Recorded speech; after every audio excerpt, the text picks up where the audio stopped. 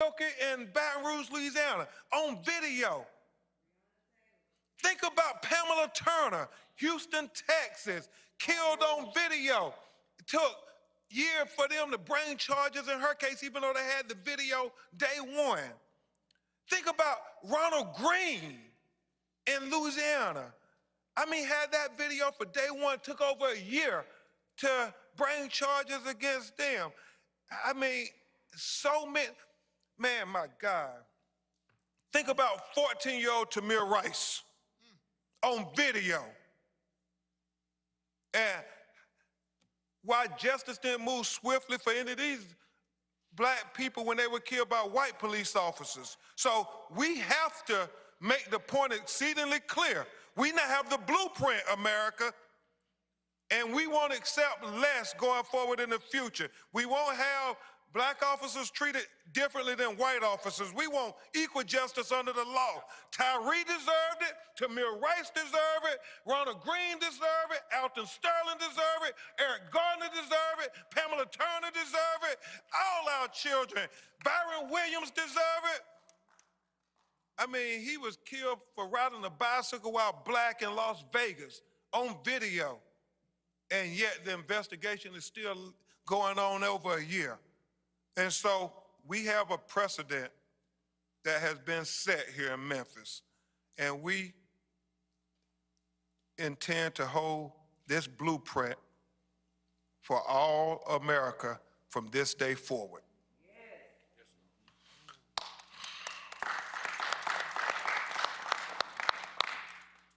Now, also, and you're going to hear from her, man, we're grace and dignity for Rovon, Tyre's mother.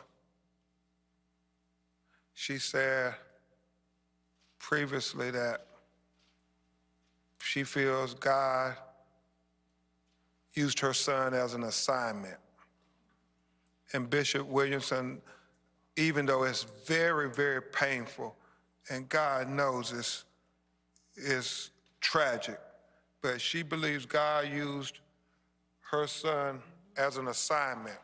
Amen.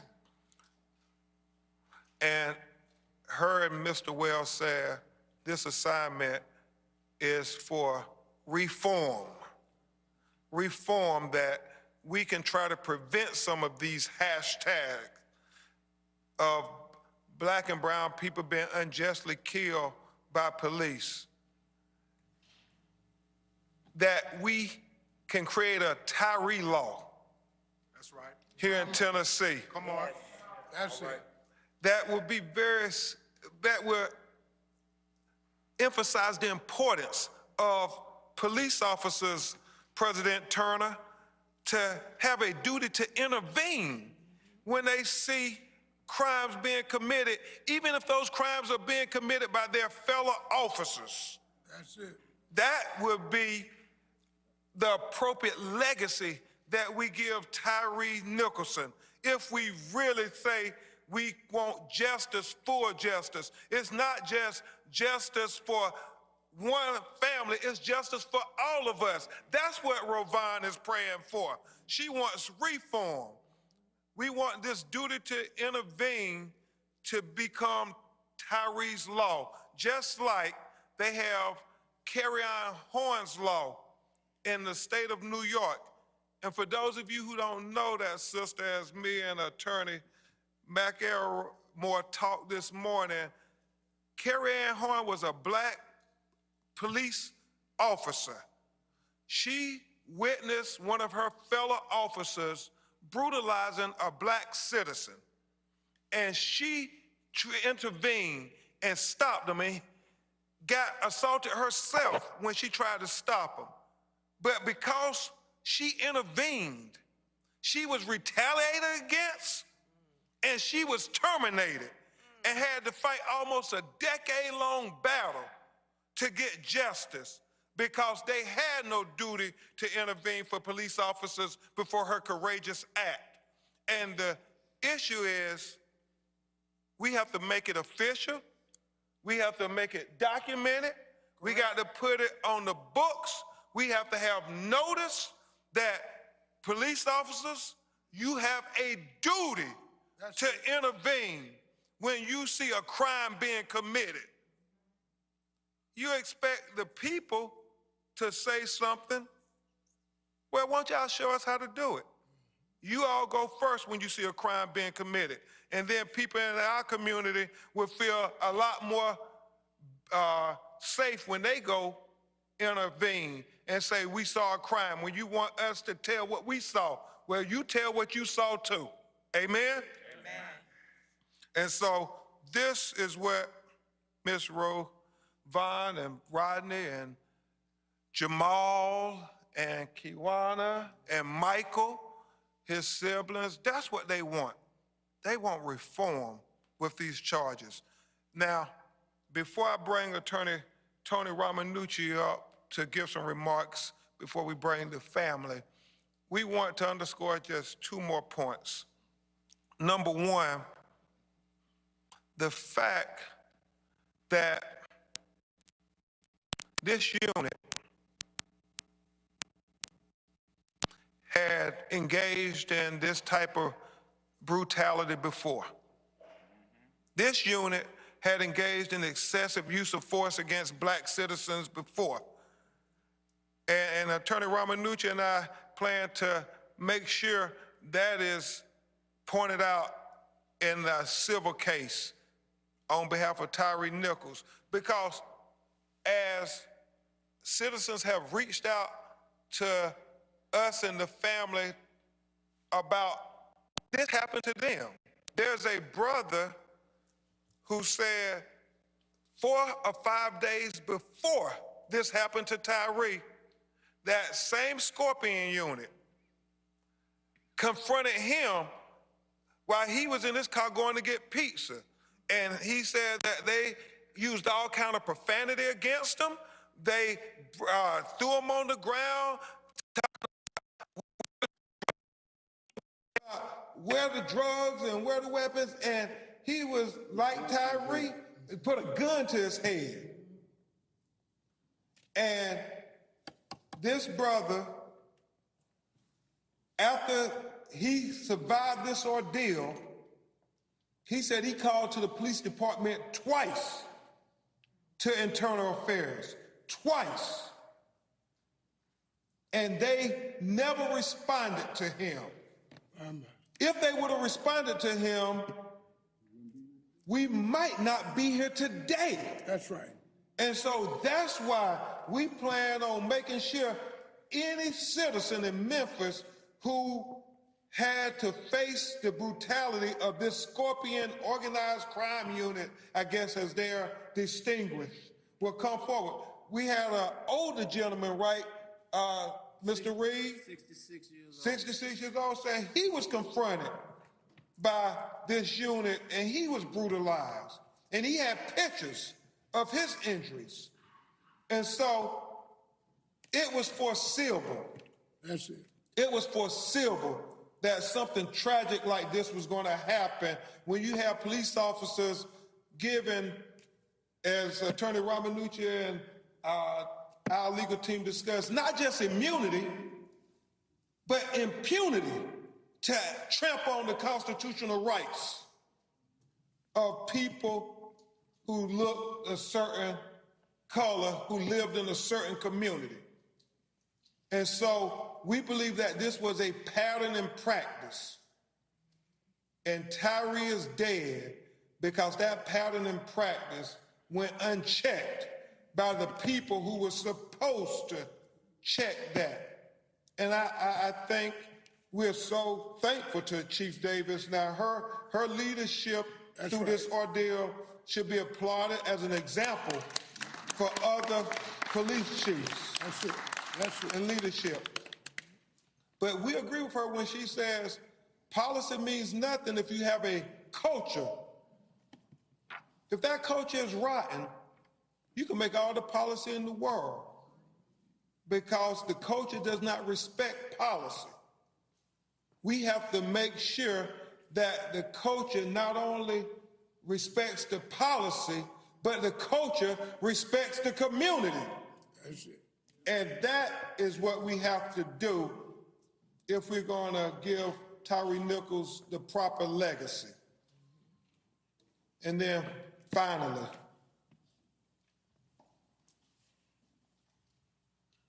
we think about, as Ms.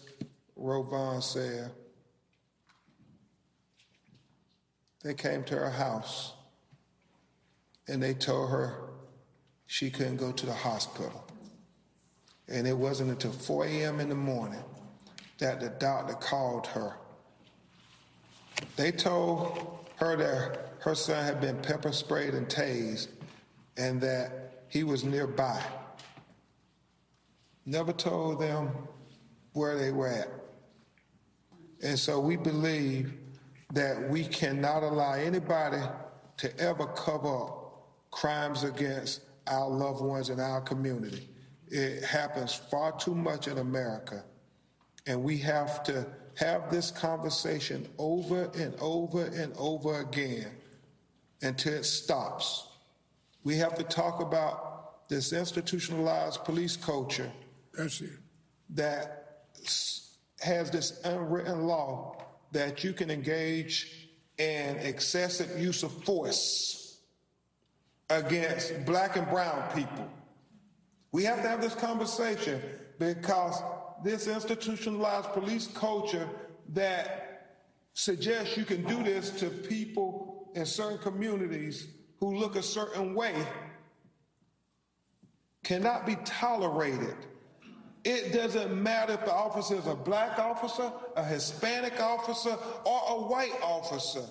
It is the culture that allows them to think they can do this to Tyre, that they can do this to Keenan Anderson in Los Angeles, California, that they can do it to Byron Williams in Las Vegas.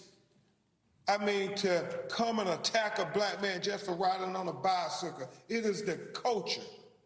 And we have to call out this culture every time we get a chance. We gonna call it out?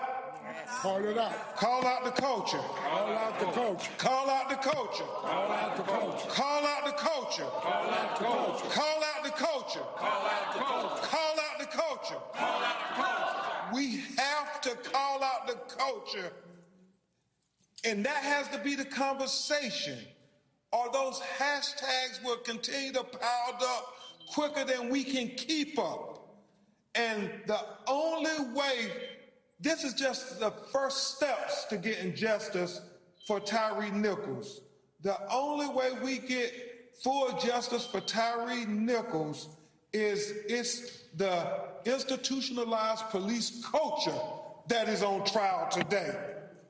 And the only way we get justice for Tyre Nichols is if we call out this institutionalized police culture so we can get full justice for Tyre Nichols. Justice for Tyre Nichols. Justice for Tyre Nichols. Justice for Tyre Nichols. Justice for Tyre Nichols. Justice for Tyre Nichols. Justice for Tyre Nichols. Justice for Tyre Nichols. Thank you all. Now you're going to hear from a great lawyer who fights for civil rights all across America, who I'm so proud to fight with yet again on the front line. My brother, Attorney Tony Ramanucci, will greet you, and then we will continue on with the press conference.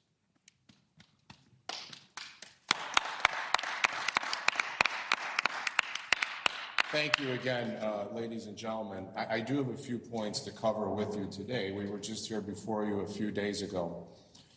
But we have to lead from the top because I really do want to talk to you a little bit about these criminal charges, the gravity of the criminal charges, and what it means not only to these officers but to this city, state, and our country. Remember, this supposedly emanated from a traffic stop which turned deadly. And we talked about what we saw in the video when we were here before you Monday, that some of them were unmarked squad cars. These were not all officers in uniform, only partially of them were. You can call this the Scorpion Unit, if that's what you want to call it. But what these really are, because I do happen to have subject matter expertise on these cases, These are suppression units. These are saturation units. And what they really turn out to be are oppression units.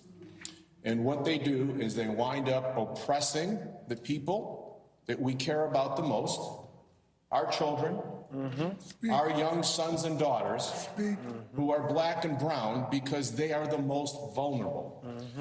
Make no mistake, Tyre Nichols at all times was an innocent victim on that night. He did nothing wrong. He was caught up in a sting. This Scorpion unit was designed to saturate under the guise of crime fighting, and what it wound up doing instead was creating a continual pattern and practice of bad behavior.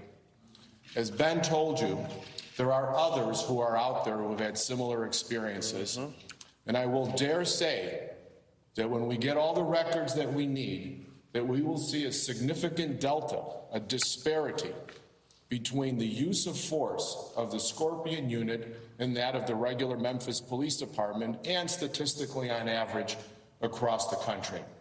And that is because these saturation units are given whispered impunity. Ben said it, not immunity, but whispered impunity in order to carry out their design.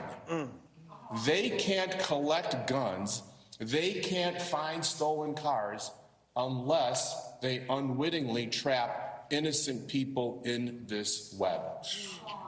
Therefore, we are asking Chief Davis to disband this Scorpion unit effective immediately. Immediately. The intent of the Scorpion unit has now been corrupted. It cannot be brought back to center with any sense of morality and dignity, and most importantly, trust in this community. How will the community ever trust a Scorpion unit? And that's what we are asking for. The intent was good, the end result was a failure. And we must recognize that and do something about it. And I call on all chiefs in this country to review their saturation units, to review their special squad units, and disband them, because they can easily become corrupted when they are told, they are whispered in their ear, act with impunity. Now, one of the charges is kidnapping. We're going to talk about the second-degree murder. But think about the weight of a kidnapping charge being brought against officers who are wearing a badge, a shield, carrying weapons on their duty belt, acting under the color of law. When has that happened in this country? And part of the definition of kidnapping in the Tennessee statute is that it's something that I'm going to give another analogy to. When you think of 9/11, what's the word that comes to mind? Terrorism. When you think of other heinous acts that have happened in churches across this country, any act of terrorism, what does that instill in you? That, ladies and gentlemen, is the definition that we are dealing with here on this kidnapping charge. It is terrorism. It was designed to terrorize the victim. This young man, by definition of the law in this state, was terrorized. Not by one, not by two, but by 5 officers who we now know that the charges brought actually state that they acted in concert with each other. They acted together as that pack of wolves to inflict harm, terrorism, oppression of liberty, oppression of constitutional rights, which led to murder. I just talked about all the charges in nearly one sentence. That is how this case is going to be defined. This was an intentional act once those officers were there. They knew their actions were going to cause death, and indeed it did. Sadly, it did. We will take questions at the end of this, but I do want to pick up on one thing that Ben has said. And if I may add, this is the spokesperson for civil rights in this country.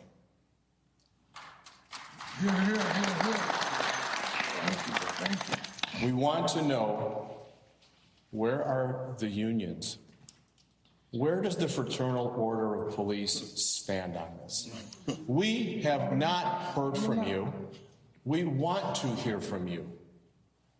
We want to hear you say that what happened to Tyre, what happened to this family, should never, ever happen again. That you condemn the brutality, the savagery, the terrorism, the heinousness, the vulgarity of these actions. And we should all stand for that. You don't have to be a police union. We all have to just have a soul and a heart. Thank you. Amen.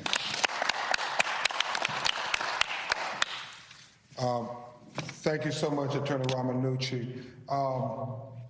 You know, one of the things that must be stated about the kidnapping charge, Sarah, when you all see this video,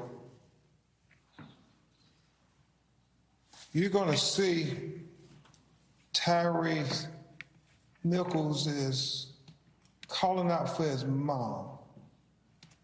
He calls out 3 times for his mother. His last words on this earth is mom, mom, mom. I mean, he's screaming for her. And when you think about that kidnapping charge, he said, I just want to go home. I mean, it's a traffic stop, for God's sake. A traffic stop, a simple traffic stop.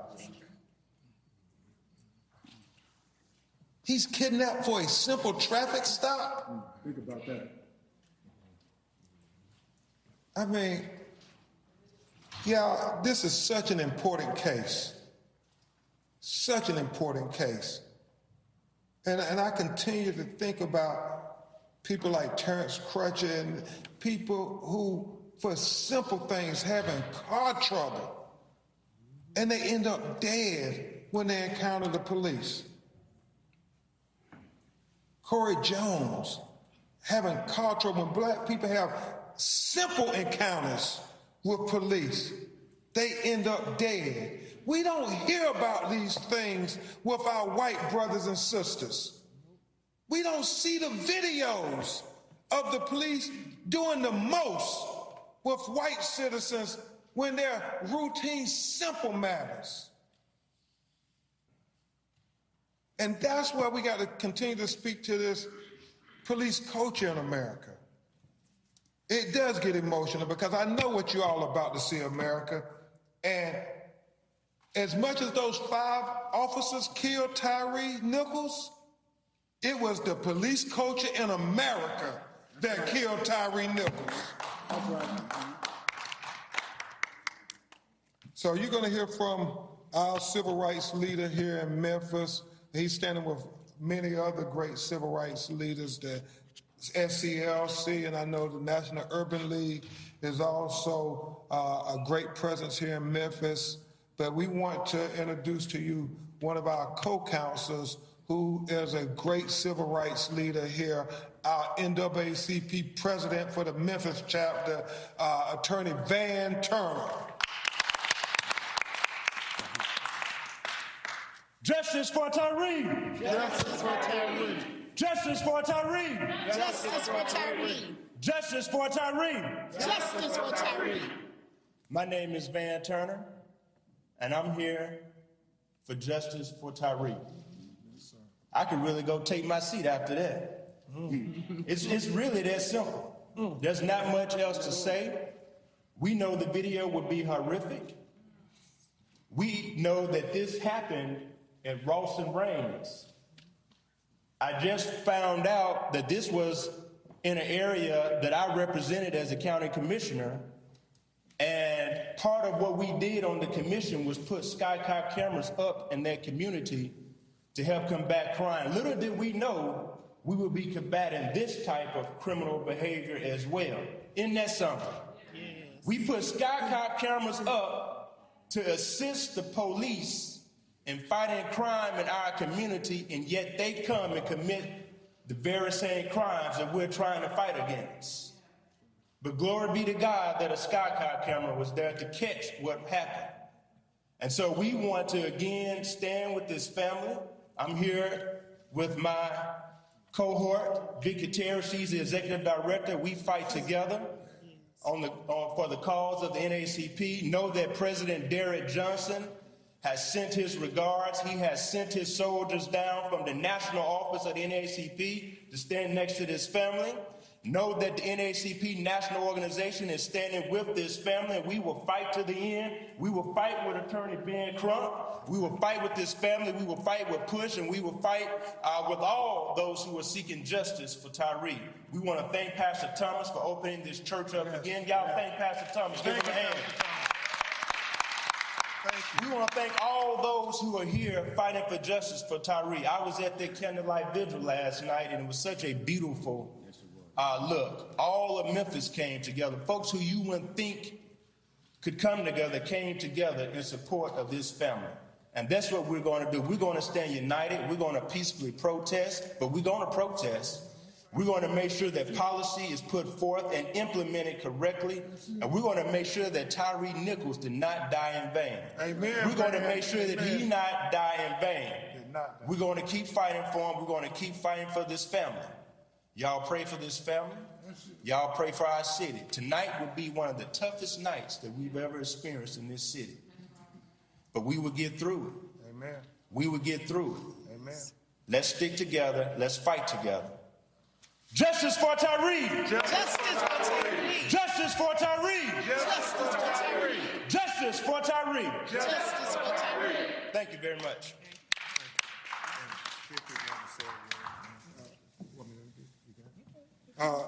Ms. Vicky Terry. Ms. Vicky Terry, the executive director of the NAACP, wanted to say a brief word. Good morning, all. And I just wanted to let Ms. Wells know she is not alone as a mother. I am a mother, and I stand here with you, Ms. Wells, proclaiming that there will be a Tyre Nichols law in Memphis, Tennessee. If there is anything that I am saying this today, we will fight together. We will support Ms. Wells and the Tyre Nichols family. I was listening to her this morning, and as a mother, my heart was breaking right along with yours, Ms. Wells. I was in tears all morning because of what is going on in this city, because of what happened to Tyre Nichols. Ms. Wells, I want to say thank you for birthing Tyre, because he is the individual that is going to turn this city around. And as Attorney Crump said, Memphis is the blueprint for what is going to happen across the country. Thank you so much. Ms. Wells, we are here for you. As a mother, I am here. And I promise to do what I said that I'm going to do, and that is to make Tyre Nichols a law in this city. Thank you. Thank you so much, Madam Executive Director. They wanted first-degree murder. They were not bashful about that. And when you see the video tonight, you will understand that if this was your child, you would want first-degree murder too. But they are respectful and accepting of those charges that the district attorney brought, and they will thank them in their own way. Now you will hear from Tyre's daddy. He's his stepfather, but As his mom and his brothers and sisters said, that's his daddy. Let's give a big round of applause for the man standing strong for his family, Mr. Rodney Wells.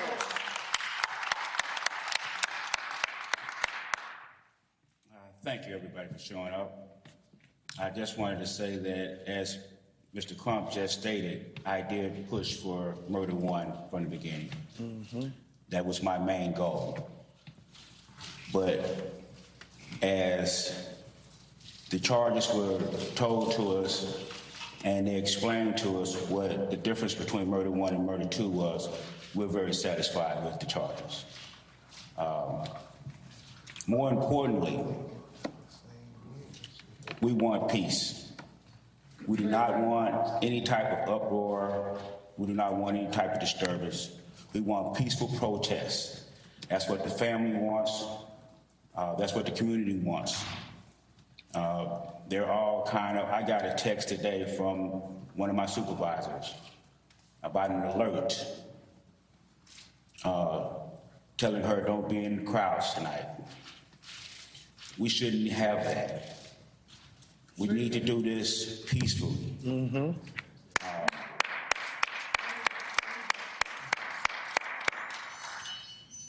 The family is very satisfied with the process, with the police chief, the DA. They acted very, very quickly in this case. We are very, very pleased with that. Yes. Other cases drag on, but this is a special case. We had a special son. That's right. That prompted the quickness of this results. So, as of the Tyre Nichols family, please, please protest, but protest safely.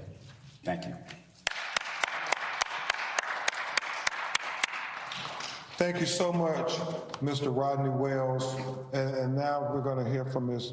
Rovon Wells, who you're talking about dignity and grace personified. Said, my son is an assignment from God. Let that sink in. Your son being sacrificed, his life, so that we can have a greater chance at justice for all. Ms. Rovon Wells will now address you. Give her a big round of applause.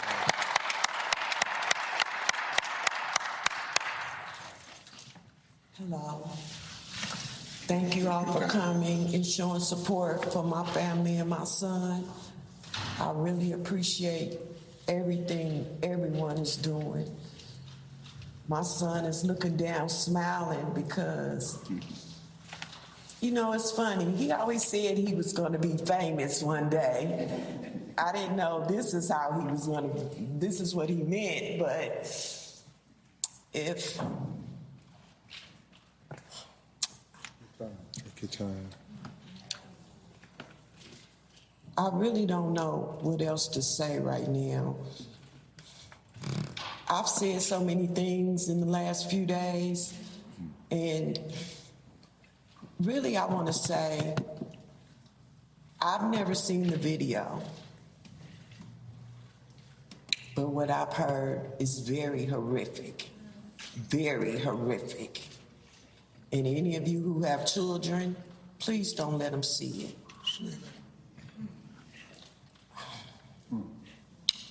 Ask for prayer. That's right. You can just ask for prayer, and that'll be good. I just want to ask for prayer for my family, for this whole community. And I want to say to the 5 police officers that murdered my son, you also disgraced your own families. But you know what? I'm going to pray for you and your families, because at the end of the day, this shouldn't have happened. No, that's right. This just shouldn't have happened. And We want justice. we want justice for my son. justice for my son. Justice for Tyre. Justice for Tyre. Justice for Tyre. Justice for Tyre. Justice for Tyre. Justice for Tyre. I just want to thank everybody again for coming. I have a lot of words that I want to say, but they're just not coming out right. No, you're fine. And I still haven't had time to grieve yet. I'm still dealing with the death of my son. This was not supposed to happen. My son was supposed to be with me today. I'm gonna always know that I'll always be with him, because I told everyone he has a tattoo of my name on his arm. My son loved me to death, and I loved him to death. Yes. And so this is very difficult for me. I'm sorry if I'm not articulating myself a little bit better. No, you're doing fine.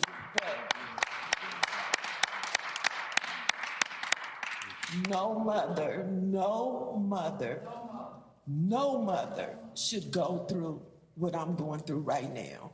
No mother to lose their child to the violent way that I lost my child.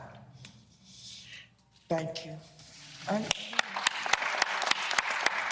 Painful to listen to Ravon Wells, the mother of Tyre Nichols, in Memphis today. You can see with attorney Ben Crump and other leaders in the community asking for protest, but to make sure that the protests are peaceful. Both Ravon Wells asking for prayer for her family, for her son, her husband Rodney Wells asking again that everything remain peaceful in that community. You heard from Ben Crump and from other attorneys for the family saying it does not matter the color of the skin of the officers, that they should be held accountable for what happened on that day. But they also said they expect this to be the playbook moving forward for quick action on the part of authorities to go after officers involved in cases like this one. I want to bring in Elwyn Lopez. She's live in Memphis for us. She's been covering this case from the start. And Elwyn, we expected to hear the plea from the family for peace, and that is, in fact, what we heard here this afternoon. That's absolutely right, David. The family attorney is saying that they applauded the DA's swift reaction to this, those charges brought against the officers in less than 20 days. And as you mentioned, they hope that this will be the blueprint for all fatal police encounters, regardless of race. You also heard the mother there speaking. They really want a Tyre Nichols to be a staple, to be a law, so that there is a duty to intervene when they see others committing a crime, even if it's against their fellow officers. That is something that they emphasized in that press conference. But also they said they were satisfied with the second-degree murder charges. Initially, the stepfather said that he wanted first-degree murder charges, but after the charges were explained to them, he said that they are satisfied, they are pleased with those charges. And David, the police chief, is saying that the actions of those officers failing basic humanity. That is how she described it. And of course, we know that there will be an independent review of operations and policies within those specialized units. David. Elwyn, one quick follow-up for you. This was a detail offered by one of the attorneys there moments ago, and we'll, of course, report this out as we move forward. But Tommy Romanucci saying that some of these officers were in unmarked vehicles, were not necessarily in the uniform that you would expect given the unit that they were a part of. Obviously, we'll report this out, but that's just one of the things they're calling for as far as change moving forward. Yeah, that's right. The attorney was talking about this unit as a street crime unit known as Scorpion. They say that they believe there was a pattern of excessive use of force that will be looked into. They said that it will also be part of a civil suit. But of course, we will expect to hear more after that video is released. David. Elwyn Lopez in Memphis covering this case for us. Elwyn, thank you. Also reporting on this, our Chief Justice Correspondent, Pierre Thomas, as he always does. And Pierre, we expected that this would be a difficult afternoon. We're expecting it to be even more difficult once this video is released. Talk to us a little bit about strategy, and I hate to use that word, but the strategy here to sort of de-escalate how difficult this is going to be by talking about it, by getting out there ahead of it. They're hopeful that this will actually be effective in calling for protests, but making sure that they're peaceful. Absolutely, David. Law enforcement officials have been briefed on this case. The FBI director has seen the video even before it's been released. I spoke with a federal official last night who had also viewed the video. They're describing it as horrible, horrific, and there's an unusual amount of coordination to basically let people know beforehand that this is awful, prepare yourself for it to be awful. But they are hopeful that people will not respond in a violent way. You heard the father-in-law basically say that he hopes that all the responses will be peaceful. But the coordination, David, is because this particular case, and the way it's been described to me, is reflective of something that the African-American community has dealt with time and time again.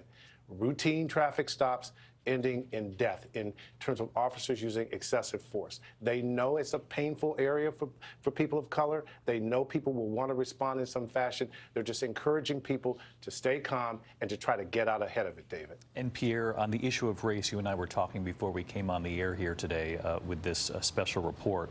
You heard Ben Crump there say that it does not matter race, color of skin when you're talking about the officers, that they must be held accountable in this case and in every case. But you also heard him say there the speed with which this was handled by both the prosecutors, the DA, and the chief of police ought to be a blueprint moving forward with officers in other communities when there is a video like the one that this country will witness a little later today. David, I should just say pain is colorblind. Pain is colorblind. And to hear that family today speak, to hear the mother speak of losing a son that she wished was here with her right now. The issue here, David, again, whether it's a black officer or a white officer, and I'm not quite sure yet we know the response of the community, given the fact that these are all black officers. It may give new meaning to black-on-black crime. They are charged with attempted kidnapping, manslaughter, murder. What we do know is that, again, the African-American community in particular has had to deal with this time and time again. And that is the struggle that the country continues to deal with. I'm so glad you made the point also, Pierre, that we don't know what reaction will be. We know there will be obvious anger, obvious disappointment, obvious outrage. How that will manifest itself is a larger question, and you and I are always, at least we attempt to be so cautious on stories like these about talking about any kind of reaction before we in fact see it as a country. So Pierre, I appreciate your caution and your care as always. Thank you, Pierre. Stick with us here, Pierre, and the rest of the team, because there's another story breaking at this hour. A short time ago, a judge in San Francisco now releasing the police body camera video in the attack on former Speaker of the House Nancy Pelosi's husband, Paul Pelosi, at his call to 911. And we warn you that this video is also disturbing. It is difficult.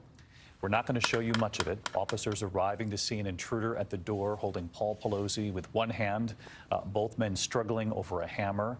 Obviously, we're not going to show what happens next. David DePape then hitting Mr. Pelosi in the head with that hammer as officers rushed through the door, tackling him to the floor.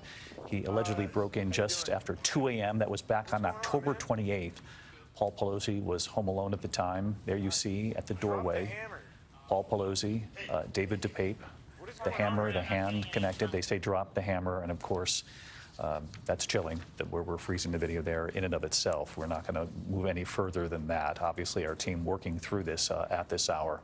Prosecutors say he planned to kidnap, torture Speaker Nancy Pelosi and had a hit list of elected officials to pay pleading not guilty to attempted murder, burglary, and elder abuse.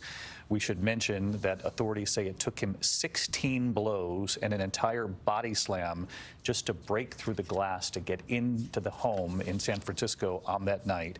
And once they were inside, they recovered 2 hammers, a pair of rubber gloves, and a sword on the premises of that attack. Again, we're seeing for the first time the images from the attack on Paul Pelosi, showing you just a couple of frames of it there. It makes the point that that was a very disturbing scene when authorities arrive. I want to bring in our chief congressional correspondent, Rachel Scott. Rachel, I know in the last 24 hours, Speaker Pelosi intimating that she had nothing to do with the release of this. Obviously, this is trauma that she and her family continue to go through, live through, as now the American people see at least part of the horror of that night. the horror, David, and that is chilling and graphic video that we just showed there, the first time that we are seeing those images.